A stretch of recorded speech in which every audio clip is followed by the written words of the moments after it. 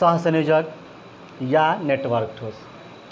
क्रिस्टलीय ठोस का तीसरा पार्ट सहसंयोजक ठोस या सहसंयोजक ठोस को हम लोग नेटवर्क ठोस बोलते हैं। कह रहा है ये इन ठोसों को कैसे डिफाइन करेंगे या किसे कहेंगे? इनके घटक परस्पर सहसंयोजक बंधों द्वारा जुड़े होते हैं जो एक बड़ा परमाणविक जालक बनाते हैं। ये ठोस कठोर होते हैं क्योंकि इनमें परमाणु अपने स्थान पर दृढ़ता अर्थात प्रबलता से स्थिर होते हैं, जिसके कारण इनका गलनांक उच्च होता है। ये पिघलने से पहले ही अपघटित हो जाते हैं। ये विद्युत के कुचालक होते हैं। मतलब हम उन ठोसों को सहसंयोजक या नेटवर्क ठोस बोलेंगे जिसमें सहसंयोजक आबंध उपस्थित होगा, लेकिन कंडीशन ये होगा कि सहसंयोजक आबंध उपस्थित होने के साथ उसकी जो स्ट्रक्चर होगी बहुत बड़ा होगा, यानी कॉम्प्लेक्स होगा। उन सहसंयोजक यौगिक या सहसंयोजक ठोस को हम लोग नेटवर्क ठोस बोलेंगे। ऐसा नहीं कि जिसमें सहसंयोजक आबंध पाया जाता हो और उसमें छोटा यौगिक का निर्माण करता हो, उन यौगिकों को हम लोग कभी सहसंयोजक ठोस या नेटवर्क ठोस नहीं बोलेंगे। वैसे होने चाहिए जिसमें कॉम्प्लेक्स स्ट्रक्चर बनता हो। उदाहरण ग्रेफाइट। ग्रेफाइट की संरचना ग्रेफाइट की संरचना बहुत कॉम्प्लेक्स होता है, बहुत संयुक्त होता है। सिलिका का भी वही है। काला फास्फोरस का भी संयुक्त संरचना होती है और हीरा का भी संरचना बहुत संयुक्त होती है, जिसमें अवयवीकरण जो उपस्थित होते हैं बहुत दृढ़तापूर्वक बने होते हैं, जिसके कारण वो कठोर होता है और उसके जो गलनांक होते हैं वो उच्च होता है। अगर हम उसको गलाना शुरू करें तो वो गलने से पहले ही वो टूट जाता है। और अगर हम इसमें विद्युत धारा प्रवाहित करें तो किसी में विद्युत धारा प्रवाहित नहीं होता है, एक्सेप्शन, यानी ग्रेफाइट में हम विद्युत धारा प्रवाहित कर सकते हैं। न सिलिका में विद्युत धारा प्रवाहित कर पाएंगे, न फास्फोरस में, न हीरा में।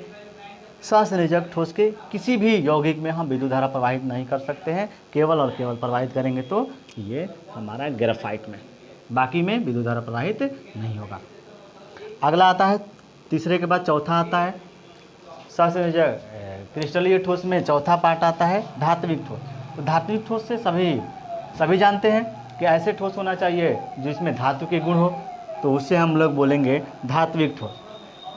ये सामान्यतः ये धातु कहलाता है, यानी सभी धातुएं धात्विक ठोस कहलाएंगे। इनमें घटक कण धातु परमाणु होते हैं जो आपस में धात्विक आबंध द्वारा जुड़े होते हैं। धात्विक आबंध में धातु धनायन गतिशील इलेक्ट्रॉन के मंडल में तैरते रहते हैं। अब जालक में ये इलेक्ट्रॉन स्वतंत्र गति कर सकते हैं, जिसके कारण विद्युत धारा प्रवाहित होता है तथा उष्मा के कुचालक भी होते हैं। मतलब वो ये कह रहा है कि जब हम किसी धातु का क्रिस्टल बनाते हैं तो वो ऐसे होता है। हमने मान लिया कि ये जो दिखाया गया है वो अणु है या कण है, क्रिस्टल का अवयवी कण है। हमने मान लिया ये भी है, पूरा अवयवी कण मिलकर के एक क्रिस्टल जालक का निर्माण कर रहा है, जिसमें ये कटायन होंगे यानी धनायन, और इसमें जो मुक्त इलेक्ट्रॉन होंगे वो गति करने के लिए स्वतंत्र होंगे। ये जो अवयवी कण होंगे ये आपस में धात्विक आबंध द्वारा जुड़े होंगे और इसमें जो इलेक्ट्रॉन होगा वो स्वतंत्र होगा, वो जिधर जाना चाहे उधर जा सकता है। सब में गतिशील इलेक्ट्रॉन होते हैं, इसमें भी वही। ये 4 दिखाए गए हैं तो इसका मतलब कि 4 ही नहीं होते हैं, बहुत अधिक होते हैं। ये 4 दिखाए गए हैं कि चारों तरफ से इसकी संरचना इधर भी होंगे और इसकी संरचना इधर भी बढ़ेगी, इसकी संरचना इधर भी बढ़ेगी, इसकी संरचना इधर भी बढ़ेगा। इसलिए यहाँ पे 4 ही इलेक्ट्रॉन दिखाया गया है। ये इलेक्ट्रॉन गतिशील होने की वजह से ये यहाँ पे गति कर सकता है।